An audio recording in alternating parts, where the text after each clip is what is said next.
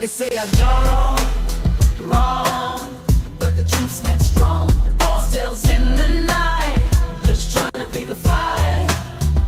Politically driven and scheme, fake news in the mainstream. Oh, my crown stay clean, I ain't done what they mean. Oh, vexatious, always clear. False claims in the air, stand tall, never fear. Truth will light the flame.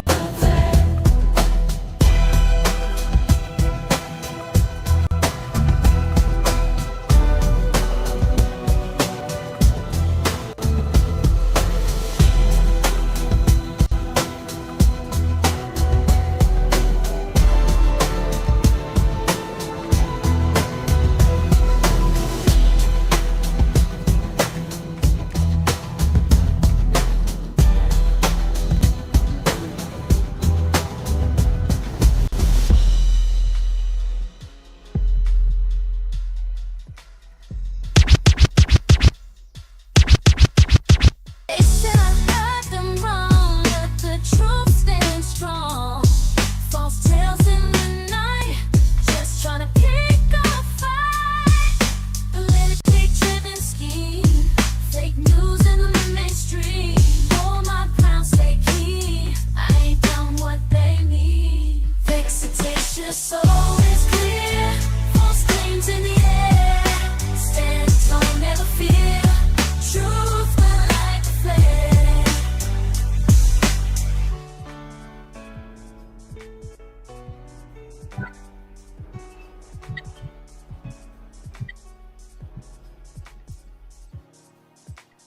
Let's talk about Lloyd russell-moyle. Funny enough, I got a letter from him yesterday, just letting me know that if I was busy on July the 4th, that I can cast my vote by post. So, ladies and gentlemen, welcome. The time is approximately 9:47 on Thursday the 30th of May. And anyone who's in the constituency of Brighton Kemptown would have been quite shocked, quite frankly, with the news that our MP, Lloyd russell-moyle, has been suspended by the Labour Party. So without any further ado, let's delve deeper into this and find out what the hell is happening. We'll start off with Sky News, and we'll end up on Lloyd russell-moyle's Twitter page, no doubt. So, as the story broke last night, let me just get this done. As the story broke last night,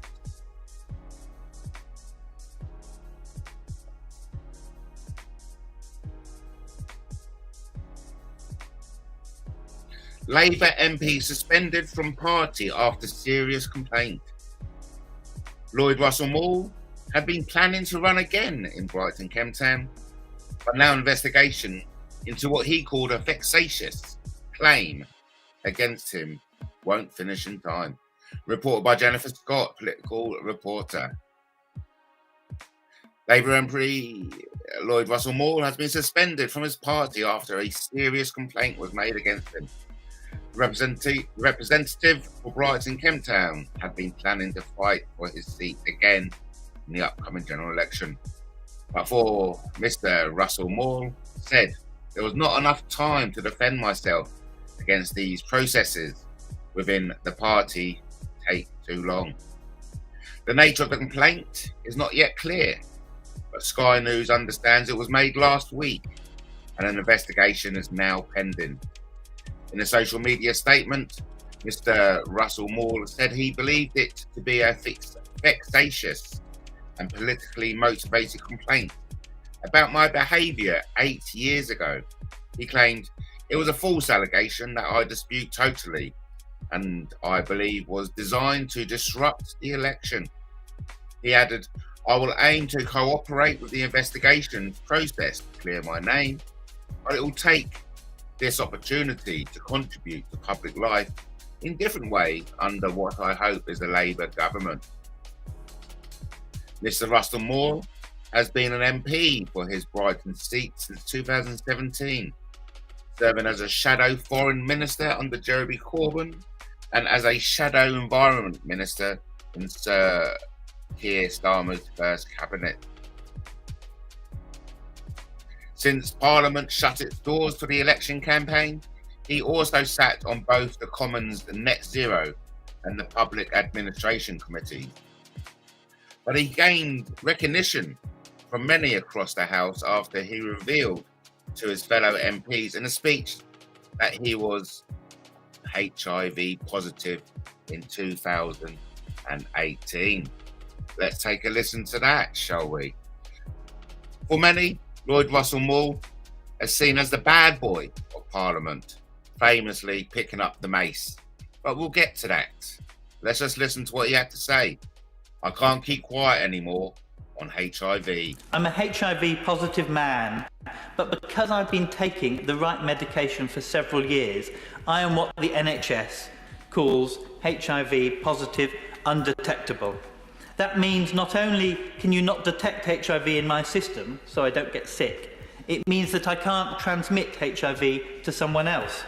So as the virus lays undetectable and dormant in my body, my medication ensures that the virus doesn't reactivate, doesn't progress and can't be passed on.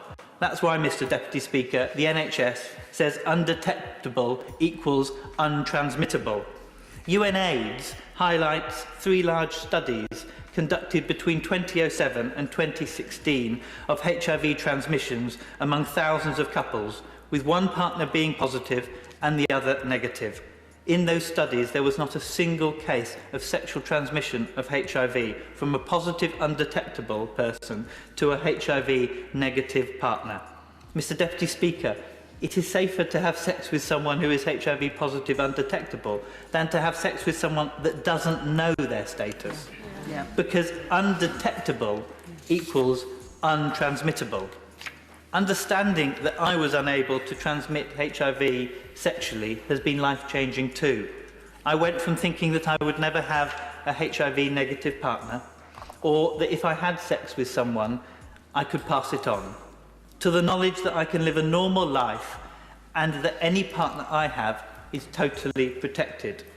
So, Mr. Deputy Speaker, I can't transmit HIV to my sexual partner. I have a perfectly healthy life. So my announcement here today should go totally unnoticed. And of course, he was applauded. He was applauded for his bravery by coming out and saying that. Another memorable moment saw him seize the mace in the Commons in protest over the government's handling of Brexit votes. This is a Commons classic. Section 13(1)(b) of the European Union Withdrawal Act 2018, adjourned debate on question. Now, tomorrow!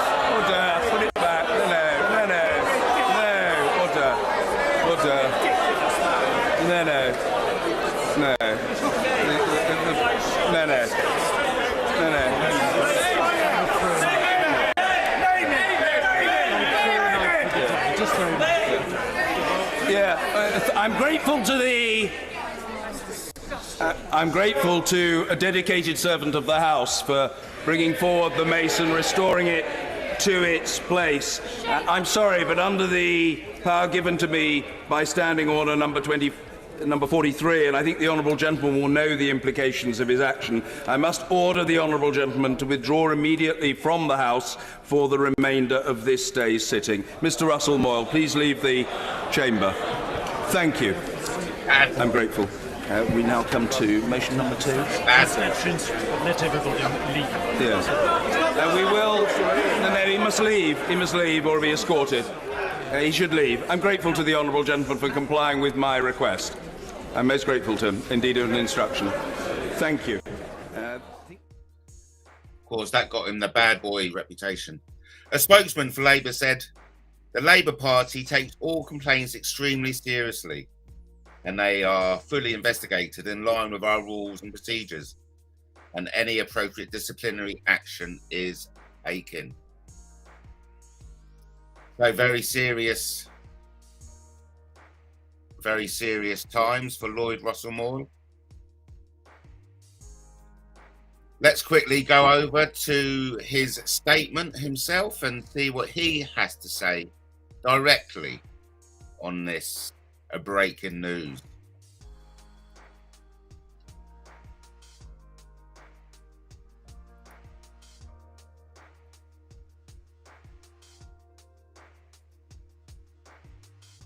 This is Lloyd Russell-moyle's Twitter. "I've been working day and night since the election was called for success, not only in Brighton, Kemptown and Peacehaven, but across Sussex. Yesterday, out of the blue, I received an administrative suspension letter. Someone, who remains anonymous to me, has made what I believe to be a vexatious and politically motivated complaint about my behaviour 8 years ago. This is a false allegation that I dispute totally, and I believe it was designed to disrupt this election. There isn't enough time to defend myself, as these processes within the party take too long. So the party have told me that I'm not eligible to be a candidate at the next election. I'm gutted. I've spent the last decade of my life building one of the best campaigning CLPs in the country. I've been so inspired by everyone pulling together in the last week and excited for the campaign to come. We had an amazing local party, and I'm so sorry for all of you, most of all. I aim to cooperate with the investigations process to clear my name, but will now take this opportunity to contribute to public life in different ways under what I hope is a Labour government. I wish Keir Starmer, Angela Rayner and the Labour team the best of luck, and hope to be celebrating Labour wins across Sussex and beyond on election night." What on earth has happened? Politically motivated, vexatious complaints, political interference. We've heard this before so many times. What on earth is happening? But of course, there's a lot of people, most probably the person who made this complaint, who feels differently about Lloyd Russell-moyle and his behaviour. One such video I'll show you is when Lloyd Russell-moyle was called out for his behaviour in the Commons. Let's get it lined up. Here we go.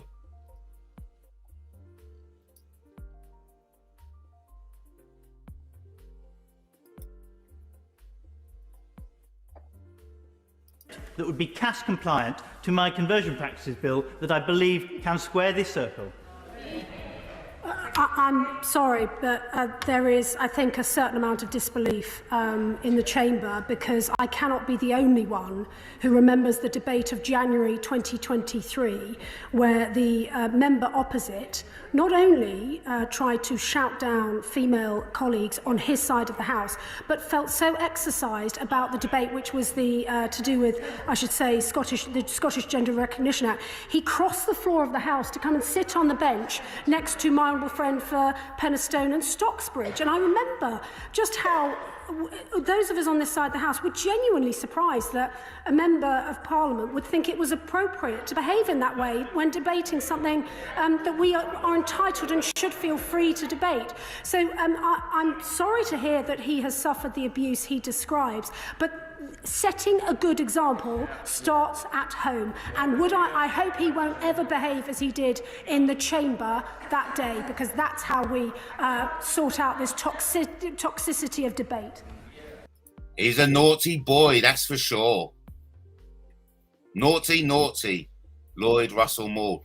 And let's take a moment to actually look for that footage, because it is very interesting and very damning, quite frankly.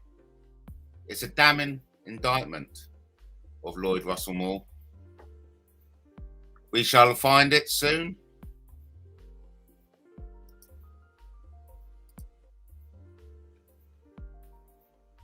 So, more political interference. I'm just having a little freeze on my computer. Let's see if we can find that footage in which Lloyd Russell-moyle behaved quite disgracefully. Miriam Cates and Lloyd Russell-moyle heated row over Scotland's gender reform bill. Coming up next. It's 6 minutes, but it is well worth watching.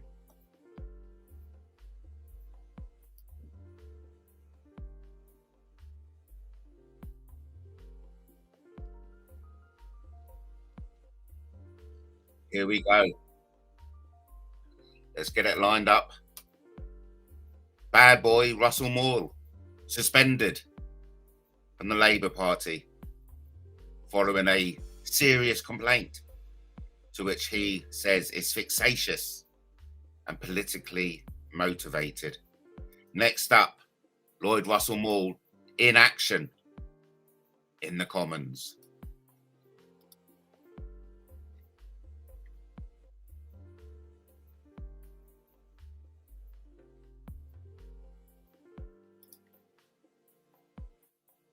Of the Scottish Parliament. Miriam Cates. Thank you, Madam Deputy Speaker, and I rise to support the Government's decision to use its Section 35 powers with respect to the Gender Recognition Reform Bill in Scotland. Now, like many other honourable members, I'm afraid I haven't had a chance to read this in full and in detail, so I will focus my remarks on a few key areas that I think are significantly important. Firstly, in paragraph 27, the Government rightly points out the bill does not create sufficient safeguards.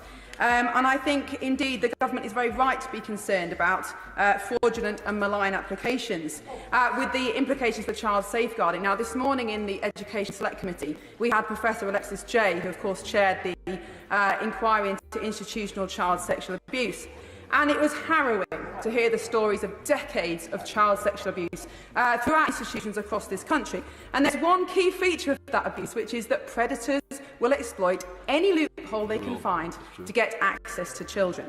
And that is, I'm afraid, what will happen with this bill. We shouldn't be asking how easy is it for someone who's uncomfortable with their sex to obtain a GRC. We should be asking, how easy is it for a predator to get access to children? And I'm afraid this bill would make it vastly easier for a predator to get access to children, to change their sex, to change their gender, with an eye to exploiting loopholes of accessing children and women in particular. No, I've only got 4 minutes, so. The naivety that this has been written with is absolutely astounding and hugely worrying. I think also the reduction of the age limit to 16 is a significant safeguarding risk. The human brain does not end development until about the age of 25. You can't drive a car when you're 16. There are an awful lot of things that you're not allowed to do legally when you're 16 because you cannot assess the long-term implications on your welfare. Changing your legal gender with a potential route to long-term changes to your fertility, your sexual function, your health is not suitable for 16-year-olds. There's a huge safeguarding risk. Paragraphs 30 and 48 mention membership on the grounds of sex in single-sex spaces. Sex Matters did a report recently looking at the impact on single-sex spaces and the ability of men to access them through changing their gender. The one thing women say is, I never went back.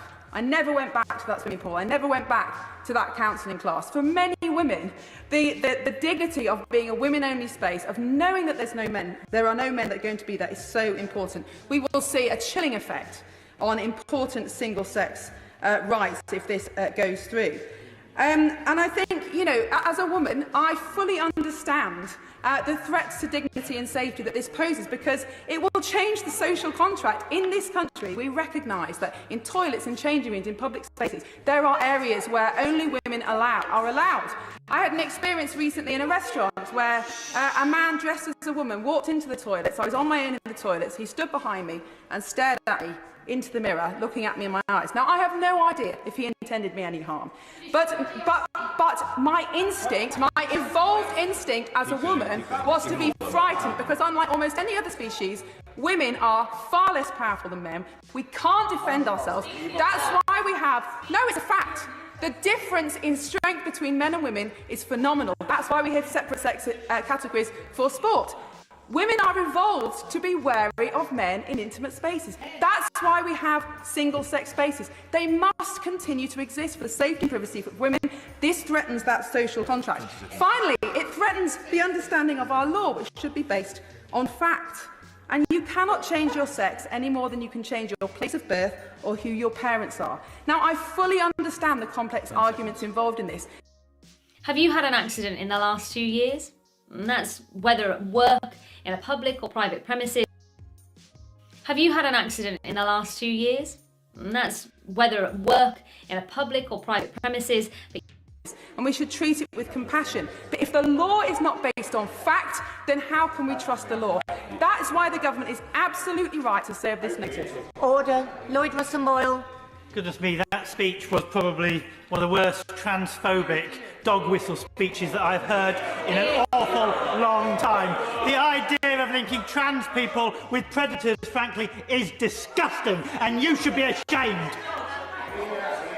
No, calm down. Goodness me, that speech was probably one of the worst transphobic dog whistle speeches that I've heard in an awful long time. The idea of linking trans people with predators, frankly, is disgusting, and you should be ashamed. Well, goodness me, that speech was probably one of the worst transphobic dog whistle speeches that I've heard in an awful long time. The idea of linking trans people with predators, frankly, is disgusting, and you should be ashamed. No, calm down. Yes. No. Lloyd russell-moyle. Way to you or anyone else, to the honourable member. Now, on the substance of this, ignoring that horrible speech that we have just heard, actually... Order, Peter Bottomley.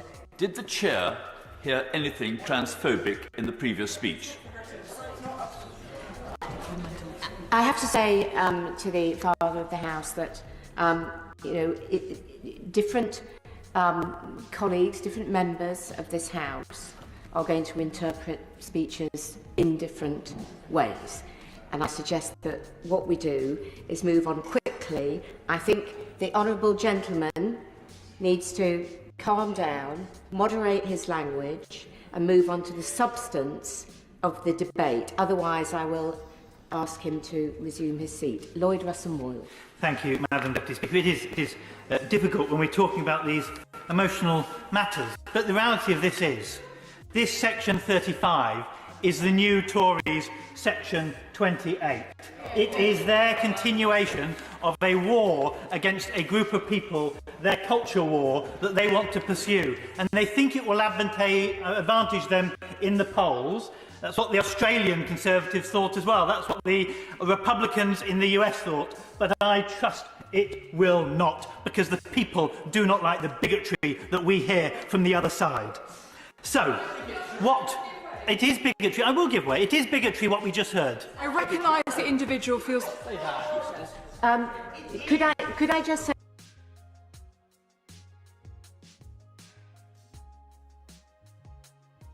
One man's freedom fight.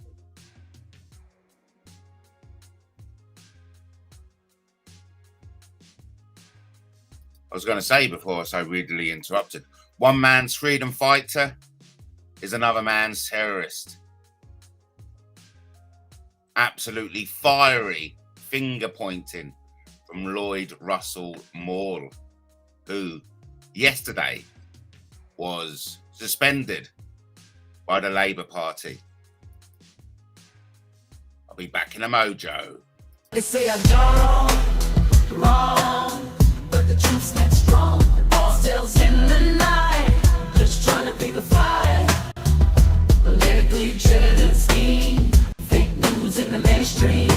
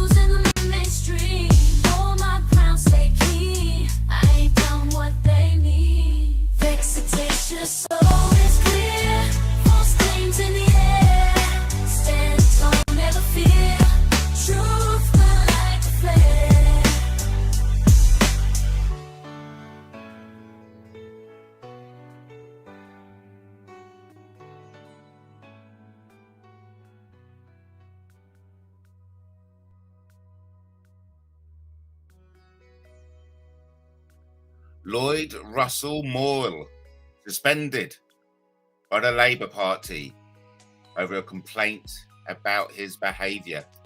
Of course, there's a very interesting interview by or with Owen Jones meets Lloyd Russell-moyle. Why I came out as HIV positive. That's something you can watch at your leisure. Here we have another video up next. Lloyd Russell-moyle MP confronts right-wing media. Because, of course, in his defence, he's claiming that this is a fixatious and politically motivated complaint as political interference. We've heard that so often now, haven't we? From across the pond. What is happening with democracy today when a well-timed complaint can disrupt democracy at its very grassroots? So, without any further ado, let's listen to Lloyd Russell-moyle confronting right-wing media. He's the real bad boy of UK politics. He's a man who's not scared to go up and pick up the mace and walk out the Commons with it. He's a man who's not scared to declare himself HIV positive in front of the nation. Here is another example of political interference from across the pond. Next up, Lloyd Russell-moyle confronts right-wing media.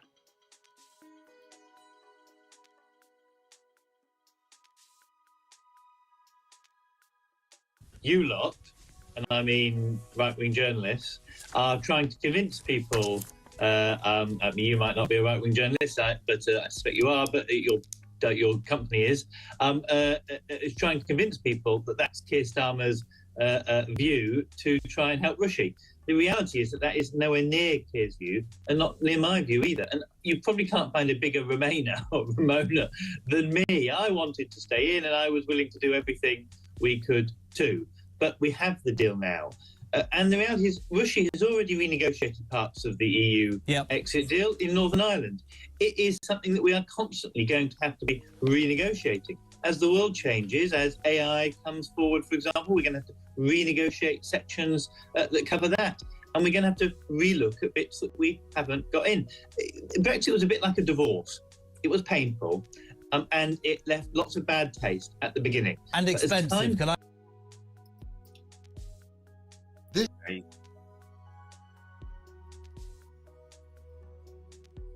There we go. Exclusive interview with MP. Let's listen to this. This is 8 minutes. We'll leave it with this, and I'll be back with you after this exclusive interview with Lloyd Russell-moyle, who was yesterday suspended from the Labour Party.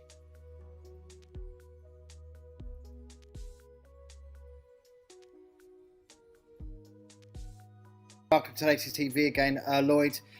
First of all, how are you feeling?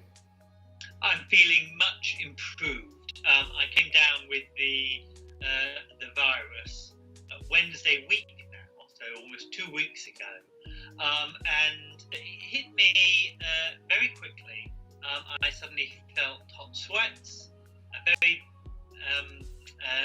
throbbing pain in my back. I couldn't get comfortable, and a little tickle in my throat and a headache. Immediately I self-isolated, despite the government advice being that you could continue your job, because I had been suspicious that I might have been in contact with Nadine Dorris, who we knew had it at that point, because I worked in the same building as her. I went home. They, after a bit of backwards and forwards, arranged a test for me. The test came back. 6 days it took for the test to get back. They kind of lost it in between time, but managed to find it, and it was positive. Throughout that time, I continued to have those hot flushes. I would go very hot and suddenly very cold. I would have a little tickly cough. Not constant, not continuous cough at all. I know the government says for some people, but for me, not continuous at all. Just every now and again. Bad backs though a lot, pains, aches, and headache, and hot flushes. My staff member in London has it. He's lost all sense of smell and taste. That's a common symptom of the virus, that you lose your sense of smell and taste. It might come back for some people. It won't come back for all people. So you can be very fit and healthy, but you might lose your smell for a year or two. So it's quite interesting. Different symptoms for different people. But my symptoms now have all completely gone, apart from the fact that I still have a little cough that is very every now and again. And that is meant to last for a month or two, maybe, despite the fact that I've now fully recovered from it. Yeah, so basically we just don't know enough about this virus, because there's this smell and taste symptoms. They came up over the weekend's media, didn't they, recently? So these are kind of new symptoms that they've seemed to have identified, the NHS. There's lots of symptoms that are new, and there's lots of symptoms that only affect certain people. We don't know why it only affects certain people, and we also don't know what causes certain people to get ill. So it's still a lot to go by. What we do know is young people are getting this, and some young people are still getting very ill who might not expect to. So we must be careful, and that's why we need to suppress. But the only thing that actually works, the only thing the World Health Organization says works, is testing and tracking. So the government's strategy is to suppress. That gives us longer to do the testing, but it doesn't actually stop. Stop the disease spreading. A lockdown won't stop the disease; it will just slow the disease down. Testing and isolation will help. We now need to move to a greater level of lockdown, our view is. And the other thing, particularly in Brighton, we think the government needs to do is spend a lot more money in supporting self-employed people and small businesses. At the moment, there's lots of money for big businesses on the promise that they keep their employees at work. Our view is that people should be banned from making any redundancies at the moment. Redundancy should be made illegal, effectively, and the government should step in and cover. Absolutely fascinating. That was Lloyd russell-moyle during the lockdown. So let's just to refresh everyone's memory and let you know what's happening at the moment. Lloyd russell-moyle was suspended from the Labour Party. Let's just go over to the Spectator quickly before we check out Lloyd russell-moyle's voting record. Will Lloyd russell-moyle be a loss to Parliament?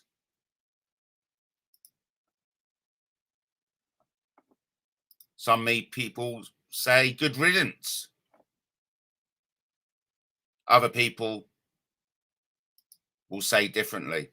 As I said, one man's freedom fighter is another man's terrorist. Over to the Spectator. Now Labour blocks Lloyd russell-moyle from standing. It is a bad time to be a member of the Socialist Campaign Group. Hours after Mr. S revealed that Labour activists in Poplar are urging the party to intervene against Absena Begum. Tonight, Lloyd russell-moyle has confirmed that he will be blocked from standing again in Brighton Kemp Town. The left-winger, a former frontbencher under Jeremy Corbyn and Keir Starmer, told activists tonight that yesterday, out of the blue, I received an administrative suspension letter. According to Lloyd russell-moyle, an unknown person has made, quote, what I believe to be a vexatious and politically motivated complaint about my behaviour 8 years ago. This is a false allegation that I dispute totally. He claims that this was designed to disrupt this election and that because there wasn't enough time to defend myself, as these processes within the party take too long. The party has now told me that I will not be eligible to be a candidate at the next election. With a gutted Russell-Moyle bowing out, who will deliver a rant on election night now?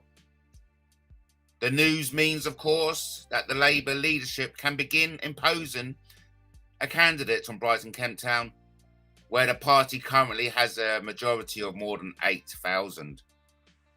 A Labour spokesman said, "The Labour Party takes all complaints extremely seriously, and they are fully investigated in line with our rules and procedures, and any appropriate disciplinary action is taken." What's next? Yes, indeed. You all know Labour have suffered a dismal note in the polls from Lloyd Russell-Moyle's acceptance speech. Let's listen to it. Because the Conservative Party have an aim to break up our country, they aim to destroy our NHS, and we will say no! We will fight them in the Parliament, we will fight them in the courts, we will fight them in the workplaces, and we will fight them in the streets! They will not destroy our country! Thank you, Kent Town!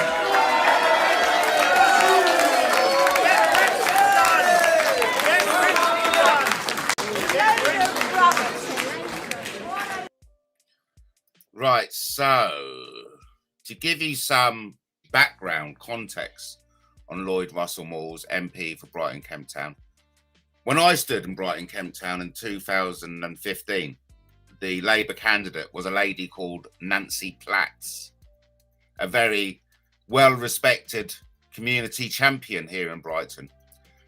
Now, at the time of the 2015 general election, Simon Kirby, Conservative, was the MP. And Nancy Platts was only 690 votes away from beating Simon Kirby. So anyone in politics appreciates that losing an election by 690 votes is very slim. That kind of number warrants a recount and a recount and a recount. So 2015, Nancy Platts, a very popular Labour candidate, lost to Simon Kirby, who retained the Brighton Kemp Town constituency. Along comes 2000 and what was it, 19? Is that where he got in? I don't know. 2017, 2019, along came along came Lloyd Russell-Moyle. Now, what's very interesting about Lloyd Russell-Moyle is that there was an alliance made between Labour and the Greens to guarantee a win for Labour. So essentially, it can be argued, and I did argue at the time, that the Brighton Kemp Town constituency was given to Lloyd Russell-Moyle on a silver platter. Because what happened was the Green Party didn't field any candidates, essentially giving Lloyd Russell-Moyle a free run. Bearing in mind that Simon Kirby, the Conservative, only won the constituency against the number 2 runner, Nancy Platts, by 690 votes.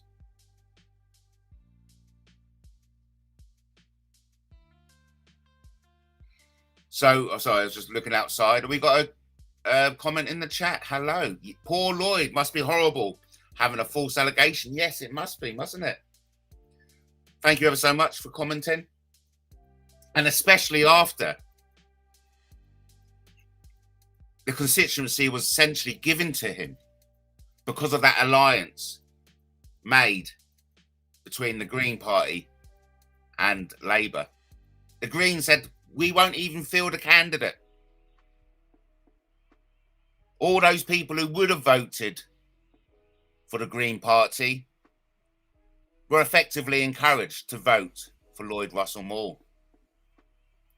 So let's go over to the voting record and have a quick look about how Lloyd Russell-moyle voted during his time in the Commons. Let's go back to the start, maybe, the very start. 2017. The Queen's speech, A, or I, you could pronounce it.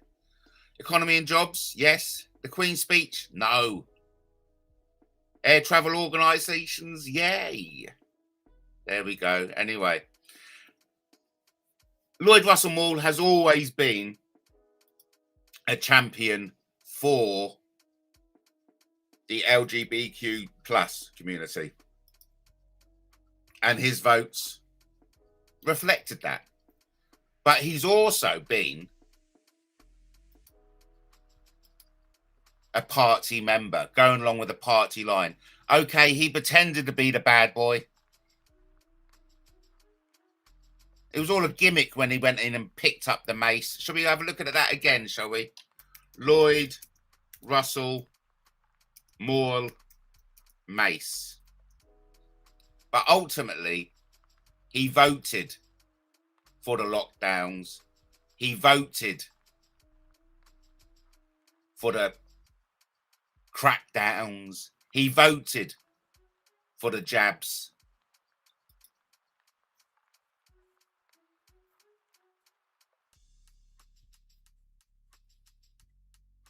So while he was always, and has always been, a bad boy at heart, he's a good boy, really. Let's watch him pick up the mace. This is worth watching. Brought to us by The Guardian. I think, David, debate to be resumed what day? Order,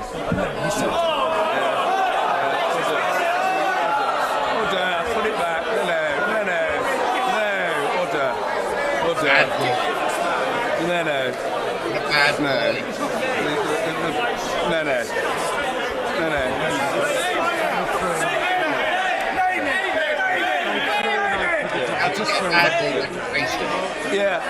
I'm grateful to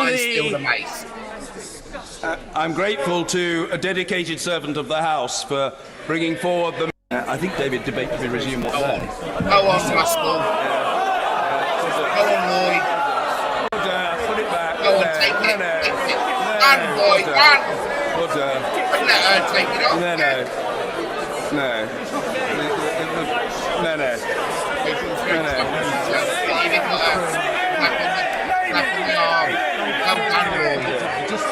You showed them. I'm grateful to You showed them.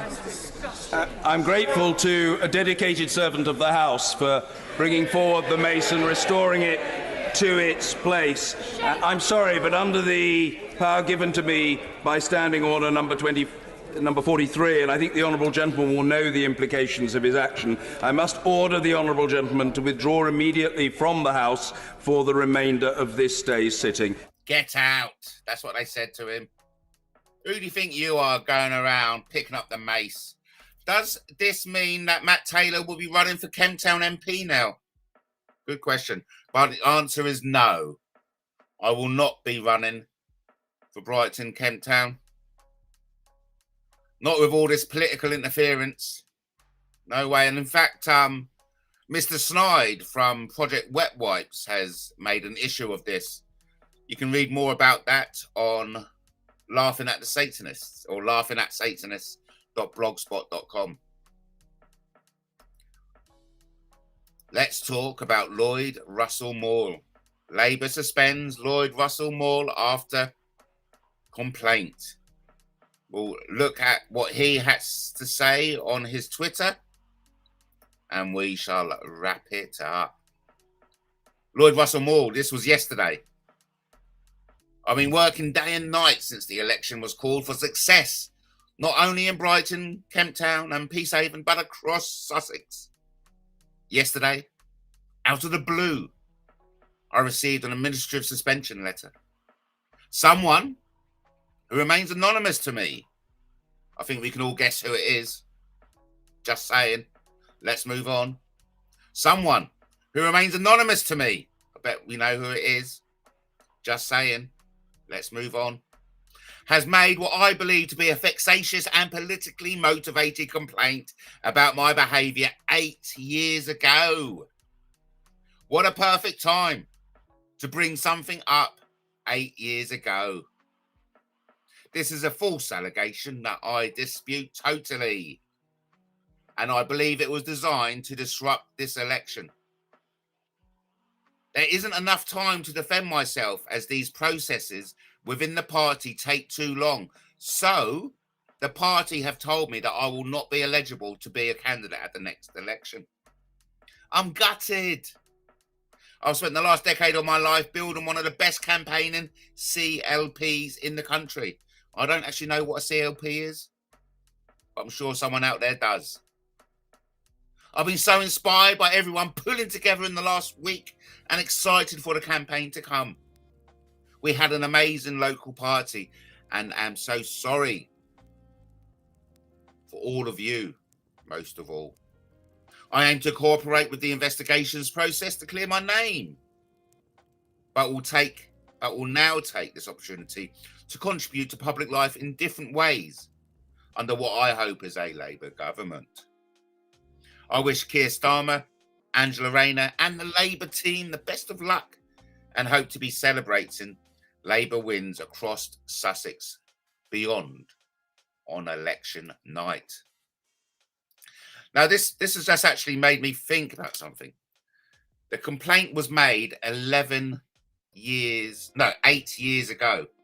So we're now on 2024 minus 8 would take us on to 2016, if I'm correct.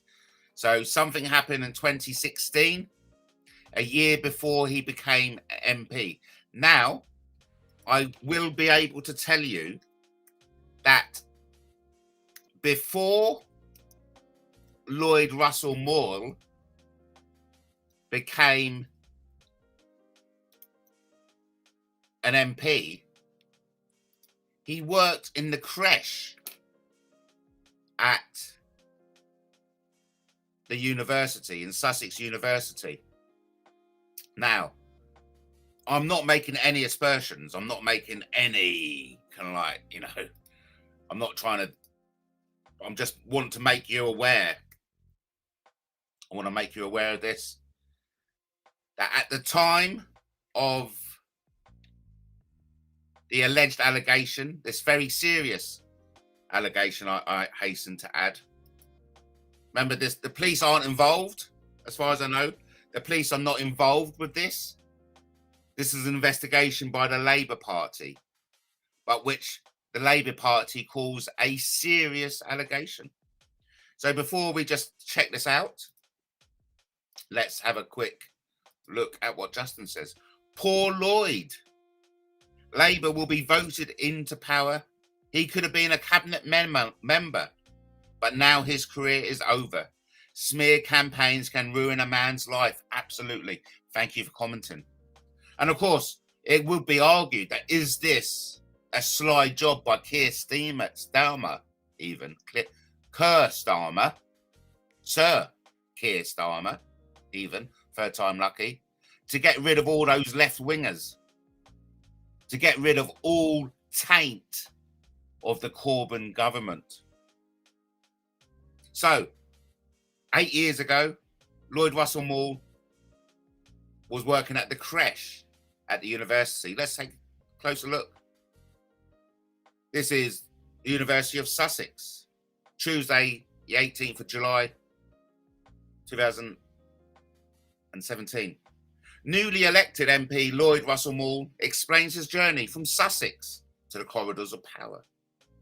Ask Lloyd Russell-moyle to name one of his earliest memories, and he immediately recalls time he spent as a toddler at the university creche. Oh, right, there you go. Not that he worked at the university creche. He was a toddler at the university creche. I'm glad I'm being able to clarify that. It was his first tiny step into the academic world and where he began developing his love for all things Sussex. I've always felt very much part of the university. the new Brighton Kemp Town MP, said, "I was raised in the creche, took part in performances in the ACCA while at secondary school, carried out my masters there, and then worked, albeit briefly, as an organiser for the staff union. It's somewhere I've always felt comfortable." Lloyd, Brighton born and Lewis bred, has graduated at Sussex with a master's in international law. He studied over 3 years and praises the support he received as one of only 2 part-time students on the course. During my master's, I fought 3 public elections for Lewis Council in 2014, the Lewis constituency the year after, and then Brighton Kemp Town this May. I was also carrying out my duties as a Brighton and Hove councillor. I always felt very supported by the university staff and especially by the law school's course coordinator, Christine Turnbull, who was my lifesaver. This support was vital in helping Lloyd storm to victory in the recent general election, where he ousted sitting MP Simon Kirby with an almost 10,000 majority, an increase of almost 20% on the Labour's 2015 election vote. We know why that happened, because of the alliance made with the Green Party, in which the Green Party didn't field a candidate, allowing Simon Kirby to secure a 10,000 majority, in which in 2015 Simon Kirby won with only 690 votes. Lloyd has told his constituents he will work hard to make sure there is a future for your children, your health service and your houses. He is already speaking up for students in his role as an MP by putting a parliamentary question to Prime Minister on the Erasmus programme.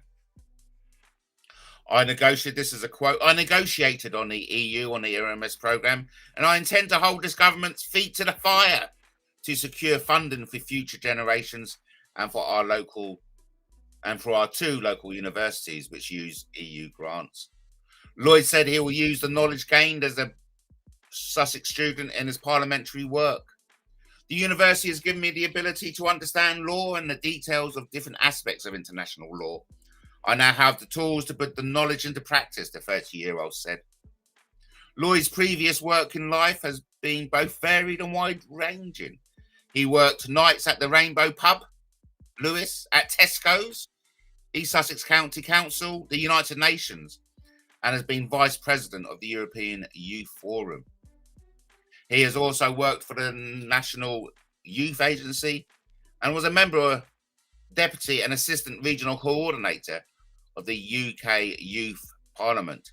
He's a Fellow of the Royal Society of Arts and a former Chair and Vice Chair of the Woodcraft Folk, an education movement based throughout Sussex and the UK. Lloyd, whose first degree was Peace Studies at Bradford University, has also sat on the boards of a number of companies, educational establishments, and programmes related to education, music and cooperation, including the British Youth Council and the Education Not for Sale Network, now cooperating with the national campaign against fees and cuts. But on June the 8th this year, Lloyd's world changed dramatically, and his days are now filled with parliamentary debates, committee meetings, party meetings, constituency issues and casework, and dealing with a news-thirsty media. It is now my job to get on and represent the people of Brighton Kemp Town and ensure their voices and their concerns are heard at the highest levels of Parliament. On a personal note, hello, Brian. Hello, Brian. Yes, hi, Tory and Labour, 2 cheeks of the same arse. Thank you. On a personal note, thank you for that comment, and thank you ever so much. Lloyd believes he will be fully exonerated. We have to make that clear. I remember when I went to see Lloyd myself to inform him about my own experiences of being a victim of false allegations, of vexatious allegations made against me, and which I said at the time was political election interference. One of the reasons why I am reluctant to stand in this general election, because I fear a further arrest. I fear election interference, just as what's happened with Lloyd Russell-moyle. Now, at the time when I went to inform Lloyd Russell-moyle of what's happening, he was at the bevy, funny enough, and the Conservative candidate, Joe Miller, was there. Joe Miller was a young man, also homosexual. And I said, look, you can sit in as well and listen. And so I had both Lloyd Russell-moyle and Joe Miller sat in there. And I was telling them my plight of how I've been a victim of vexatious, politically motivated allegations. And both of them sniggered at me. Both of them sniggered at me and thought it was funny. Now look at them. Joe Miller, up-and-coming Tory candidate, arrested, charged and convicted of drink driving. Now, look what's happened to Lloyd Russell-moyle. I think we have to watch Lloyd Russell-moyle election acceptance speech. It is fantastic. Oh God, I sometimes get a brain acceptance. Accept. Yes, I know how to spell it now. Acceptance speech. This surely has got to go down in history as a classic. So without any further ado, this man, is he a freedom fighter or is he a terrorist? Let's have a look. Tell me what you think.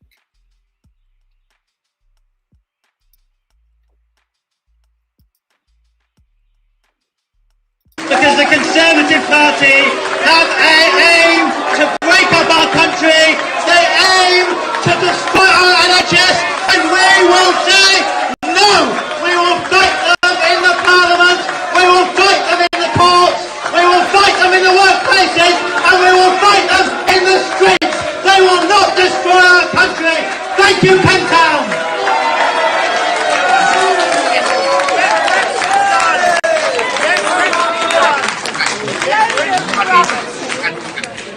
Watch it again. Because the Conservative Party have an aim to break up our country. They aim to destroy our NHS, and we will say no. We will fight them in the Parliament. We will fight them in the courts. We will fight them in the workplaces, and we will fight them in the streets. They will not destroy our country. Thank you, Pentown.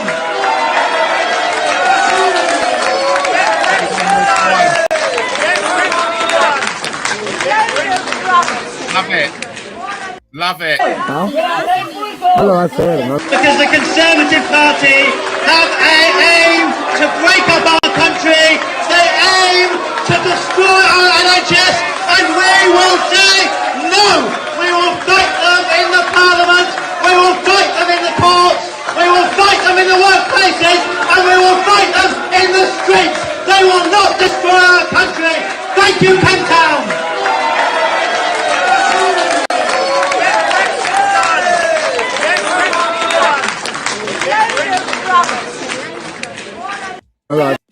Brilliant. That was pretty cool. That was very good. Over to Brian, who says many politicians go to a school where they learn to never accept blame for anything, but more importantly, can't directly answer a yes or no. Yes. Now you can see the Churchillian. You can see the Churchillian element to that, can't you?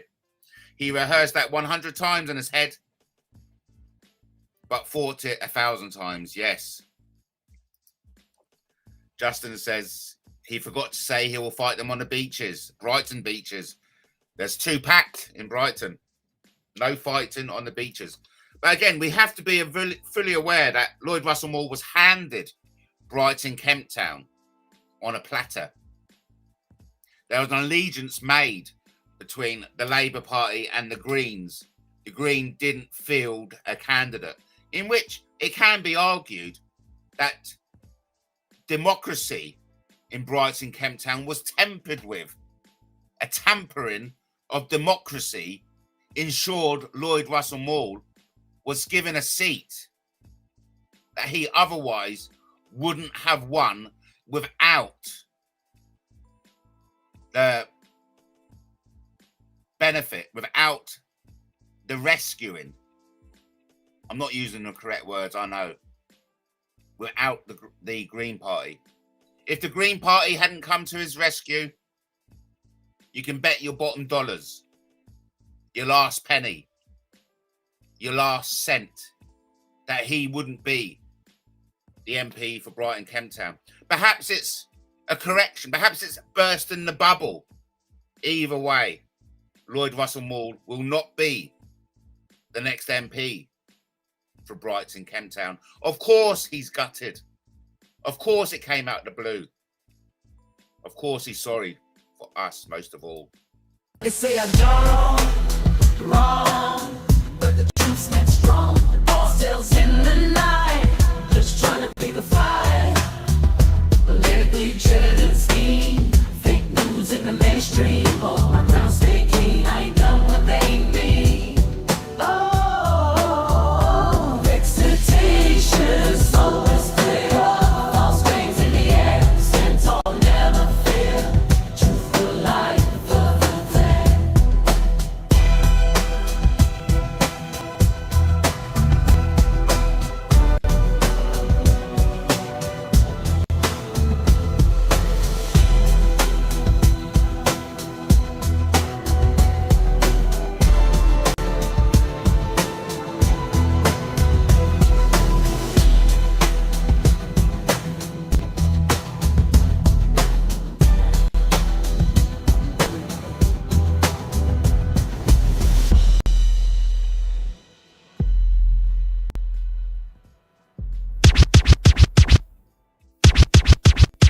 They said I got them wrong, but the truth stands strong. False tales in the night, just trying to pick a fight. Politically driven scheme, fake news in the mainstream. Hold my crown, stay clean. I ain't done what they mean. Vexatious, so it's clear. False claims in the air, stand tall, never fear. Truth will light the flare.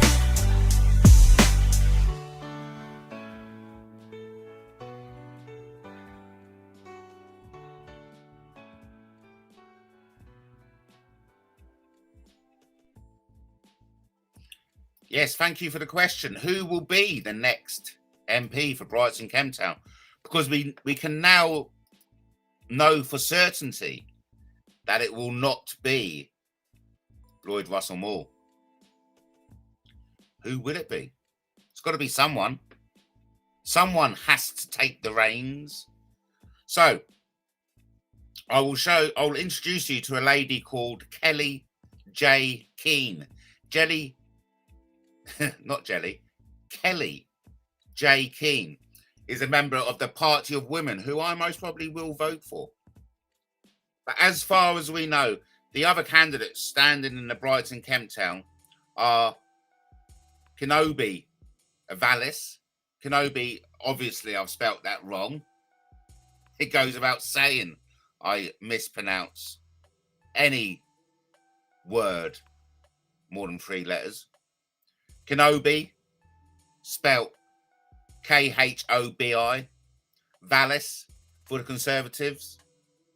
Elaine Hills for the Greens. Good to see the Greens back to doing what democracy dictates in an election, i.e. fielding a candidate, which they didn't do in 2017, which gave Lloyd Russell-Moyle a free run. I'll keep saying this.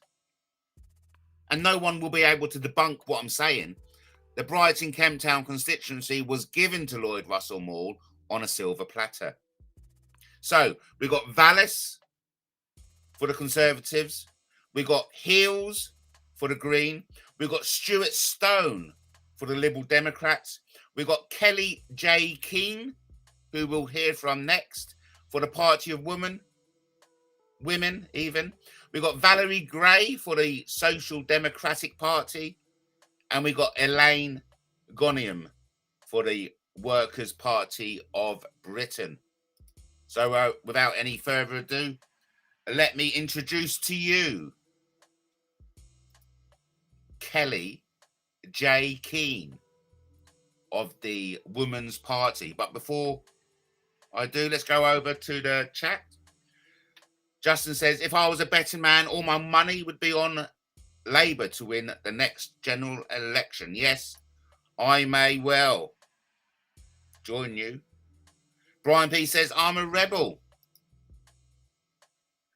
Be like the Mods and Rockers and Quadrophenia. Oh, wasn't that a great film? Anyway, without any further ado, let's check out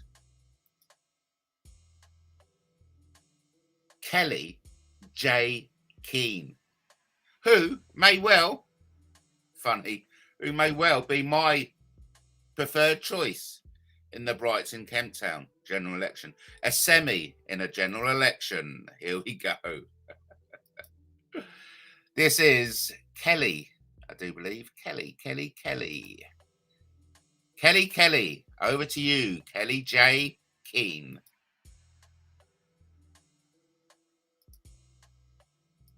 In the July general election. Yeah!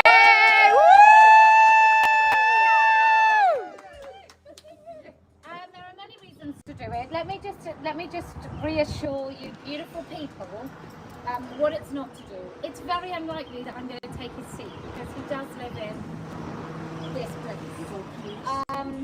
And I think it's very symbolic just how unkempt and awful this whole office looks, and he's not in it.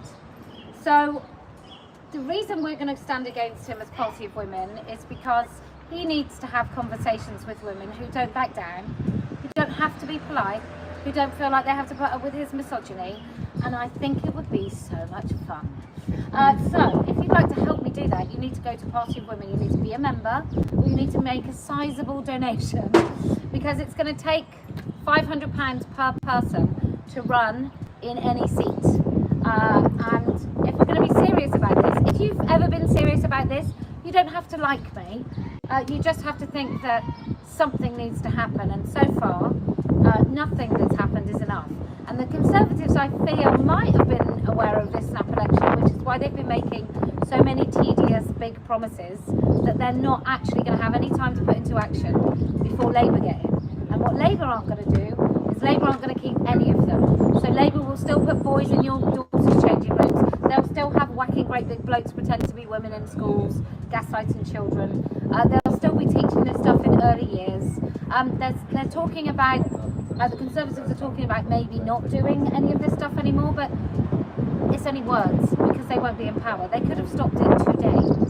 They could have stopped it 2 years ago. They could have stopped it 5 years ago, or even longer, 2016, when many of us woke up to this with what's happening in the Olympic Committee. So anyway, so I'm going to stand against this misogynist. I'm going to move my chair so close. So close. No white fishy, the pain in the fucking arse. Do you want Kia then? Don't let Labour in. That is a prime example of what people have got used to. It's either Conservatives or Labour. There's no other choice. Nobody even thinks they've got any choice, which is why a vote for an independent party this year doesn't even matter who they are really. We just mix stuff up, and our political system is broken. So it needs mixing up. It needs totally breaking actually and rebuilding from the ground up, because everyone's fed up with it. Conservatives or Labour, they pretty much are the same thing. But anyway, that's my campaigning speech. Party of Women don't do it the same way as everyone else, because everyone else does it in a way that doesn't work for me. It's boring. boring. It's far too polite.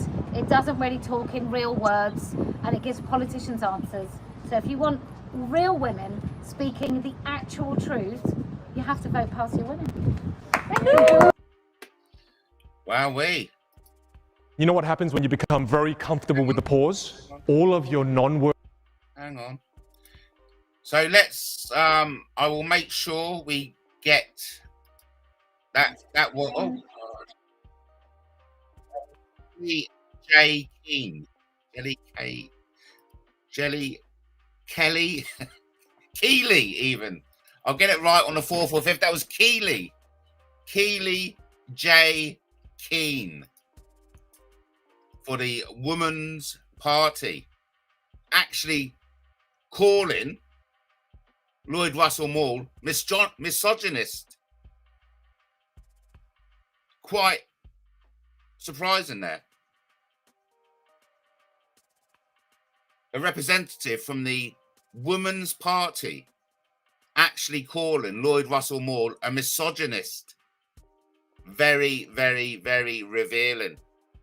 So, of course, you could vote for the Conservatives. You could vote for the Greens. You could vote for the Liberal Democrats. You could vote for the Social Democratic Party. And you could vote for the Workers' Party of Britain. But for what it's worth, I'll be voting for the Party of Women. Keeley J. Keen. That's my vote. And was it just me? Or wouldn't you have just loved to pull that zip down? Perhaps we should move on. Yes, it does cost £500 to run as an MP. Actually costs £5,000 to run as a police crime commissioner. To run as an MP, you'll need £500 and 10 signatures.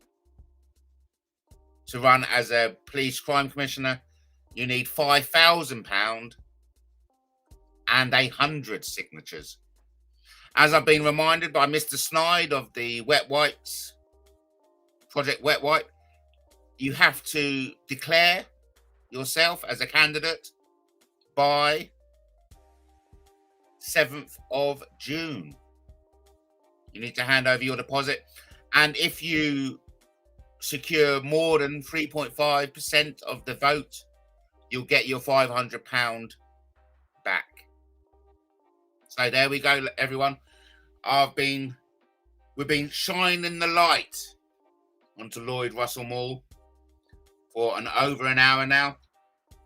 I thought it's very important, especially as I'm a constituent of Brighton Kemp Town, especially that I've been a parliamentary candidate in which my election was sabotaged. Political interference at its very worst, at its most dangerous. And of course, the synchronisation of receiving a letter from the House of Commons from Lloyd Russell-moyle personally yesterday. This is breaking news. Thank you ever so much. It is fascinating stuff. You heard it here first. Keeley J. Keen of the Women's Party openly calling Lloyd Russell-moyle misogynistic. One thing we can guarantee in this forthcoming general election, 4th of July, 2024, is that Lloyd Russell-moyle will not be Brighton Kemp Town's MP. He will not be fighting on the beaches. He will not be the next Churchill. My vote is going for Keeley J. Keen, and I will be attending all the hustings. I do love local politics. This has shocked me. What is going to become of Lloyd Russell-moyle? How will he serve his community under what he hopes to be is a new Labour government? I agree with Justin in the chat. My money is on Labour. Over to Brian, who says, imagine voting for a party that stole from you. invested in arms abroad, and left people in poverty indefinitely. It's easy to imagine because that's exactly what's happening. I am with Keely J. Keane. There's more than just your 2-horse race. There's more than just your 50-50 choice between Conservative and Labour. As I've said always, and I will continue to say always, go independent. And on this occasion, go for the Women's Party. Over to Justin, who says, can you remind the audience what Brighton said in his letter to you? Yes, thank you. I shall. It was dated the 23rd of May, 2024. It says, Dear Matthew Taylor, by the time this letter arrives, you will probably be aware that the Prime Minister has called for the dissolution of Parliament and named a date for a general election on Thursday, the 4th of July, 2024. Parliament will not be sitting during the election campaign. As you have recently contacted me or my caseworkers, I thought you might be interested to know the effects of the dissolution of Parliament. I've been your MP for almost 7 years, and I hope that we have helped with your cases effectively and well. Well, quite frankly, no, he hasn't. He sniggered at me. He sniggered at me when I went with him with my allegations of political interference, of my allegations of being arrested under vexatious and frivolous and malicious allegations. He sniggered at me. So when he says, I have been your MP for almost 7 years, and I hope that we have helped with your cases effectively and well, I say, no, you haven't. You ignored me in my hour of need. I must be quiet now. I can't really rant and rave as much as I would have liked to, because we've got new neighbours, a lovely couple, very attractive young women who are into football. But anyway, back to the letter, and thank you for asking me to read it out. I may not have read it out if you hadn't asked me to do so. So, from the moment Parliament is dissolved, I will no longer be the MP. And we now know once Parliament is back, he won't be our MP too. But anyway, from the moment Parliament is dissolved, I will no longer be the MP. I will become the Labour and cooperative parliamentary candidate for Brighton, Kent Town and Peacehaven. Well, obviously, that is no longer the case. If I am successful at the election, which we now know you won't be, if I am successful at the election and that I am re-elected immediately as your MP to continue representing you in Parliament, I will then continue where I left off and get on with the outstanding constituency casework. And let me assure you, for me personally, he was totally crap at being the MP for Brighton, Kent Town. I shall repeat that for dramatic effect. In my opinion, and my dealings with Lloyd, russell-moyle, he has been totally crap at being a member of Parliament for Brighton, Kent Town. This is in bold. He now goes bold. If I am not elected, I will not be able to follow up any outstanding casework. Due to data legislation, I would not automatically be able to pass cases onto a new MP. You would likely have to start over again with them. I would have to delete your data shortly after the election. I would like to take this opportunity to remind you to register to vote if you are not registered already. Open brackets. If you are not sure, please do it online anyway. Close brackets. You can register by visiting gov.uk/register to vote. If you vote in person, you must bring voter ID with you, such as an older person's bus pass, a citizen's card, a passport or driving license. I know lots of people will struggle to get to the polling stations, be on holiday or just be busy on the day.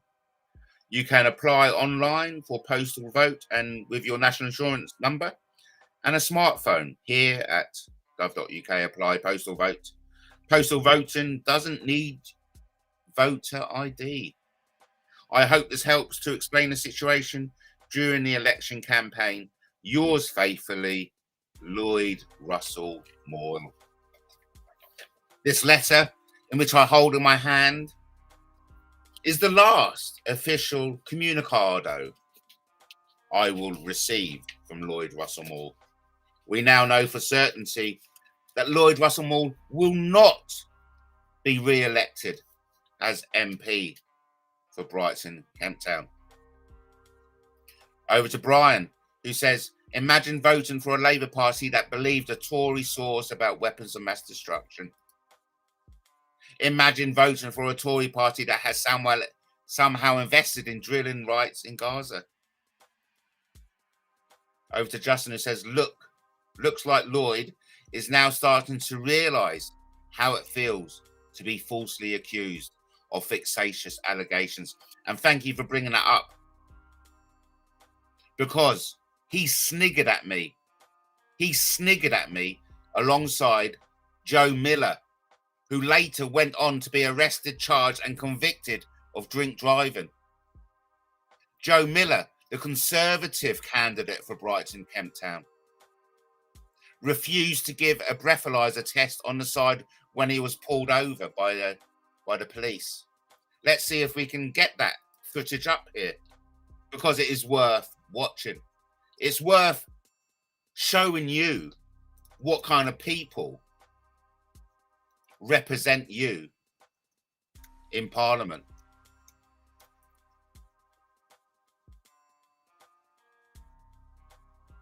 Where is Joe Miller? Come on, Joe. I know you're out there. There is Joe Miller. Joe Miller, Sussex Police, drink driving. I know it's somewhere out there. Here we go. This is footage of Joe Miller, who at the time was a Brighton councillor and a Conservative parliamentary candidate for Brighton, Kemp Town. Before I show you the footage, imagine voting for a party who placed financial gain and investment before the people of this country, who have given so much to the country itself. Thank you. It's easy to imagine, because that's the state of affairs we have at the moment. It's corruption at its very max. I recently finished a book about the mafia in America, and the book described how organized crime infiltrated American politics in the 1920s. And of course, that was brought home again watching the Peaky Blinders. How the very same thing happened in the UK. How corruption, how organised crime infiltrated politics at the turn of the century. And to imagine that organised crime and corruption isn't soaked into British politics at the moment is naive on your part. But without any further ado, as a little extra, let me introduce to you Joe Miller, the Conservative parliamentary candidate for Brighton, Kemp Town, friends with Lloyd Russell-Moyle, the same individual who sniggered at me when I went to tell them my story of being a victim of vexatious, malicious and frivolous allegations.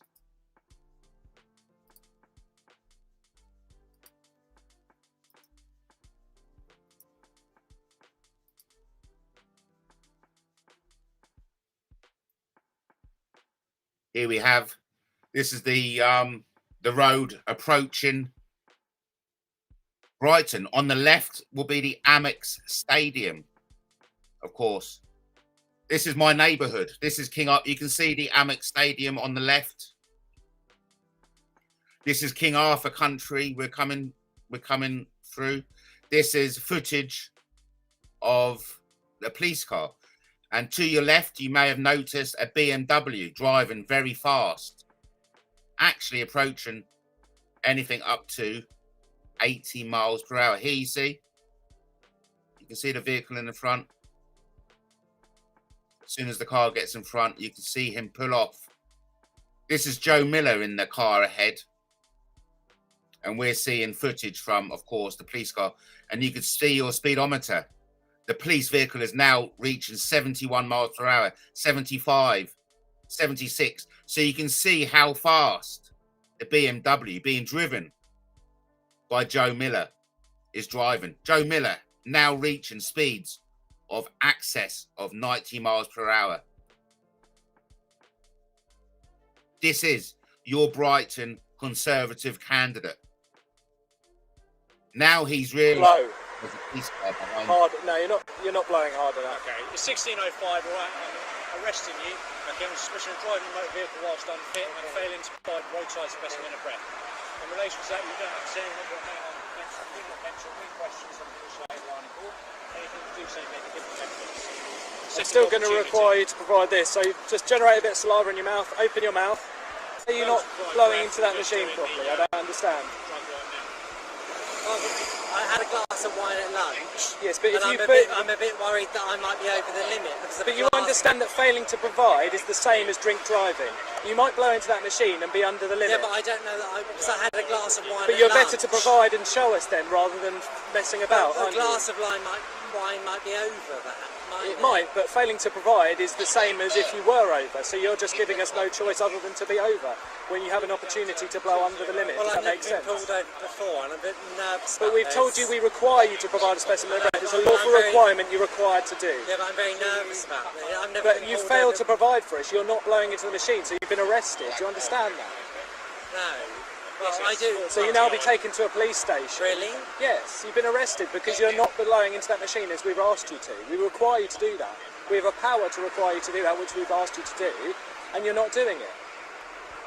So this isn't now you go away in your car, now this is you come with us. Do you understand that? You don't seem to understand what's going on here. Well, no, I'm very, I've never been pulled over by the police before, so... Yeah, but if you've had a glass of wine, then you need to provide us with a specimen, because you may be able to go on your way. Do you understand that? Yeah, but what if I didn't go on my way because I had a glass of wine? Well, this way you're not going on your way anyway, because you failed to provide the specimen for us. Right, okay.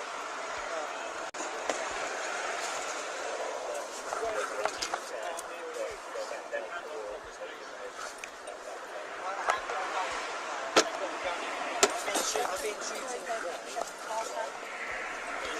I am licensed.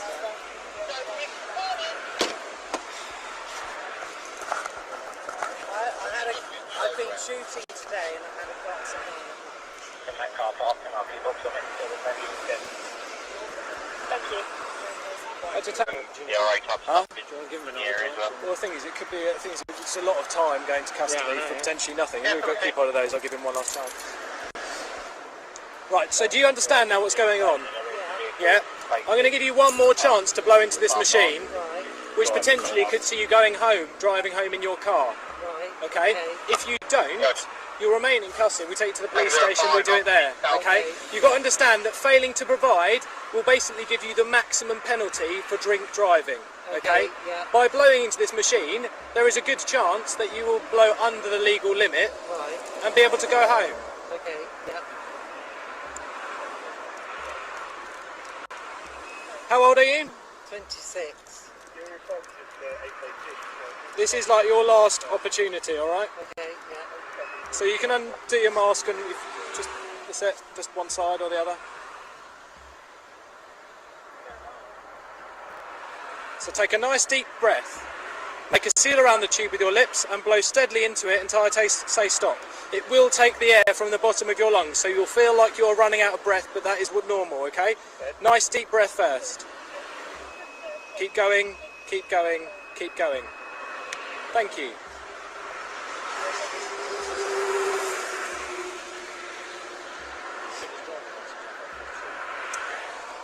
I'm sure I did. Yeah, it's in my pocket.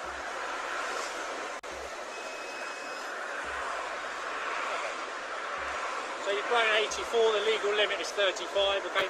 So I'm further arresting you, okay, for suspicion of driving a motor vehicle on a road, okay, whilst over the prescribed limit for alcohol. I remind you that you are under 40.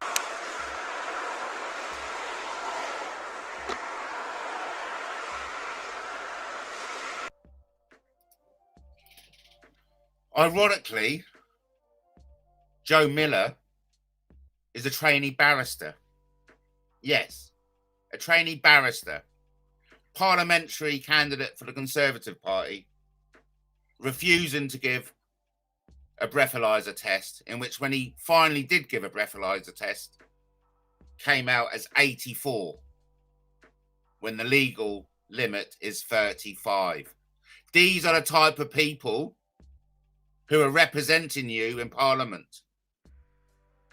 And now, going back to Lloyd Russell-moyle, we have to ask, how serious is this complaint? The Labour Party says it was very serious.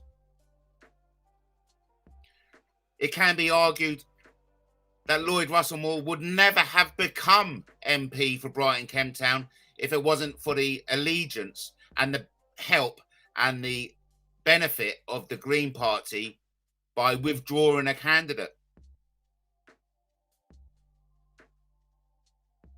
What is the nature of this very serious complaint made against Lloyd Russell-moyle 8 years ago, a year before he became MP? We'd like to stress this. Someone has made a complaint, anonymous, to Lloyd Russell-moyle a year before he became the MP for Brighton Kemp Town.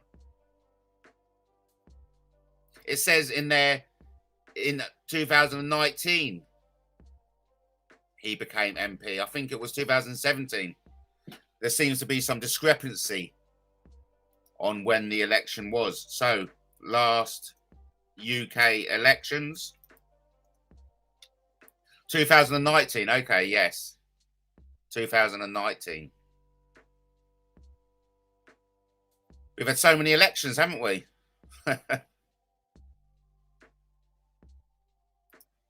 Dates of UK general elections.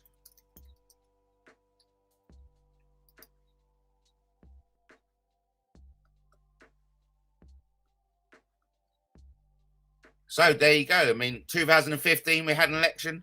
2017 we had an election. 2019 we had an election. And then we've got an expected election in 2024. Thank you ever so much, everyone, for watching. Thank you for the comments. Over to Brian in the chat room, who says 20,000 new police as thousands left due to the ridiculous laws in place now. Very good point, and so true. Imagine voting for a party which places your safety and security behind the door of your home as a non-priority, yet hurty feelings first. Thank you, Brian. Imagine having Matt Taylor as Brighton MP. Thank you for that comment. I can bet your bottom dollar I will do more for the people of Brighton, Kemp Town and Peacehaven than anything than the likes of these charlatans have done. I would never dream of trying to steal the mace from Parliament. What on earth is going through that man's mind? Thinking that he'll get away with stealing the mace from Parliament. This same Lloyd Russell-moyle, who has now been called misogynistic by the parliamentary candidate, Keely J. Keane, for the Women's Party. Here we have a representative from the Women's Party calling Lloyd Russell-moyle misogynistic. We have seen ourselves during this last hour and a half how he went ballistic to an MP in the Houses of Commons who dared to voice her concerns of trans men using females' toilets.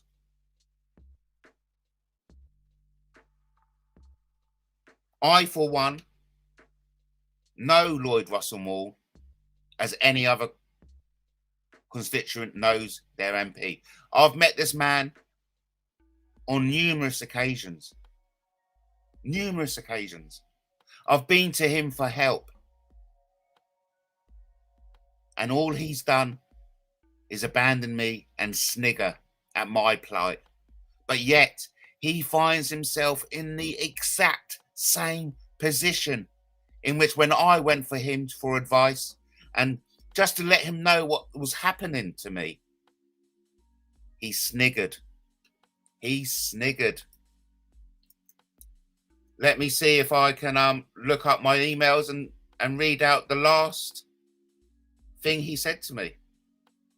I've just got another important message I just saw there. So I've got things to get on with.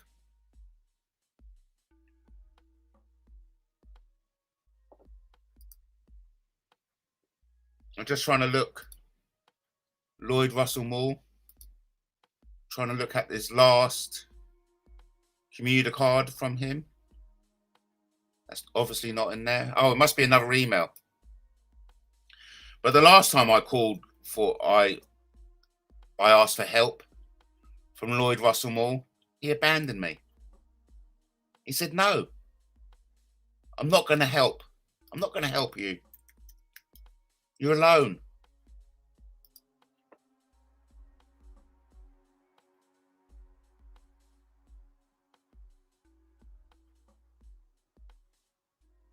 He wouldn't help me at all. Lloyd russell-moyle. I may not be able to bring you the email.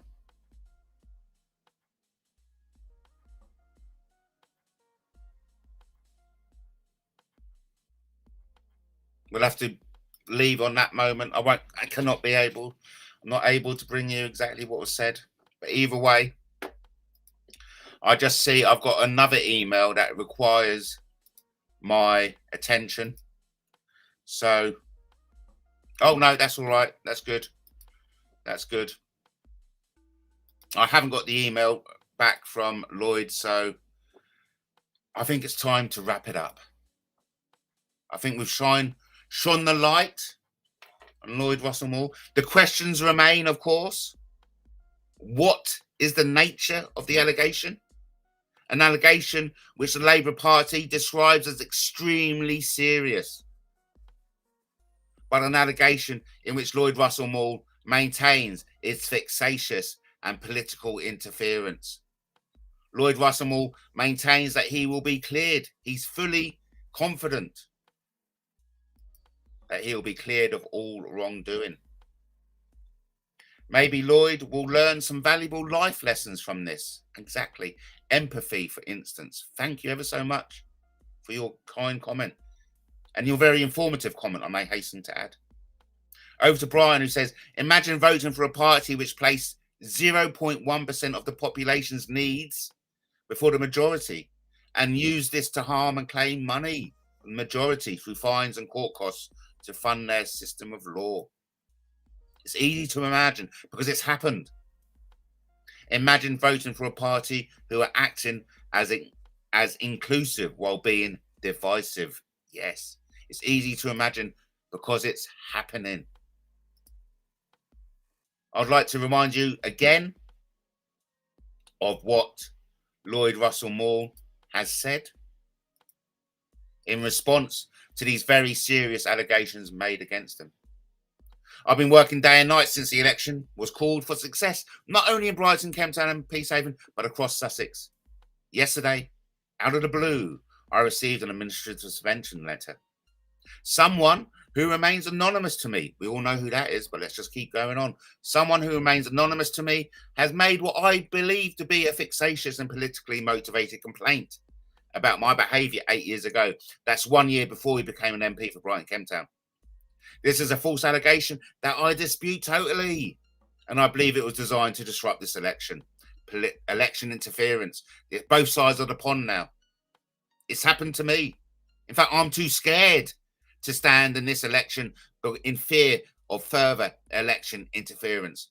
Because election interference against me means I end up in a police cell for 24 hours.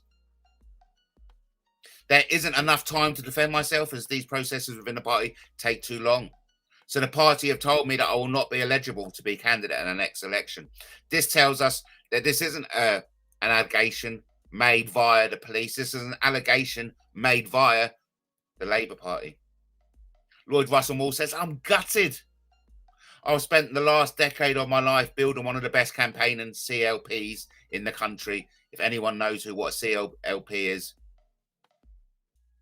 answers on a postcode to Hoax Police, PO Box Bollocks. I've been so inspired by everyone putting together in the last week and excited for the campaign to come.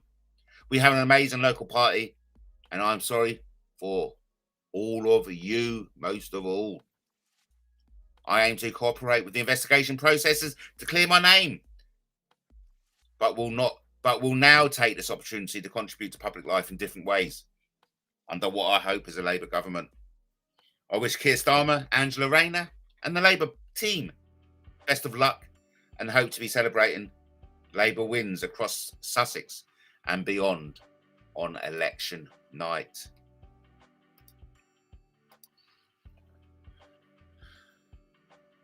Over to Brian. Imagine voting for a party which regards young people and us all as its own commodity. Imagine voting for a party which splits the unity of the country against itself, against its own to deflect from its own guilt.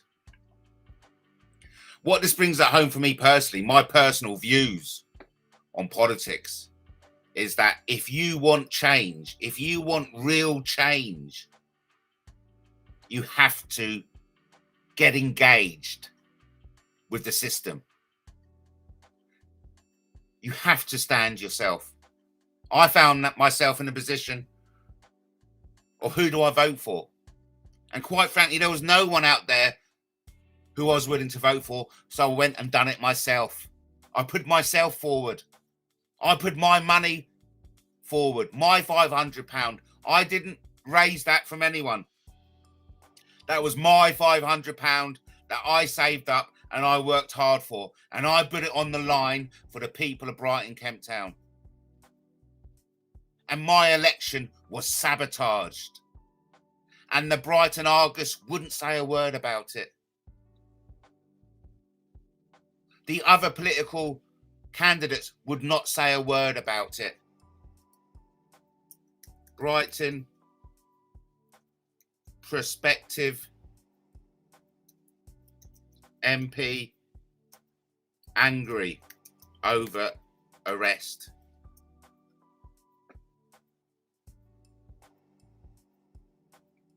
Doesn't look like it's no longer available on the Argus.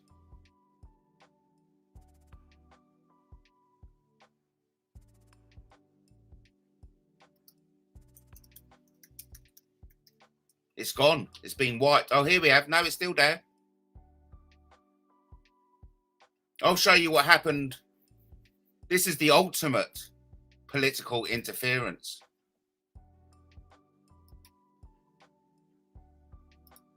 This is what happened to me and my friend Joe when we tried to stand in the election.